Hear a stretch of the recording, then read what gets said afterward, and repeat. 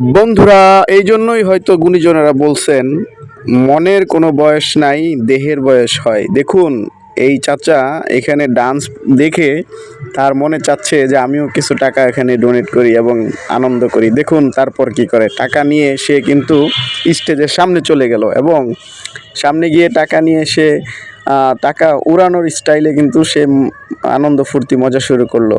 আসলে এই জন্যই গুণীজনরা বলছেন আসলে আপনার মনের কোনো বয়স হয় না, বয়স হয় দেহের। তো ভালো লাগলে ভিডিওটি পুরোপুরি দেখবেন, দেখে শেয়ার করে দেবেন, অন্যকে দেখার সুযোগ করে দেবেন। মজার ও হাসির ভিডিও। আর চাচার জন্য রইল শুভকামনা।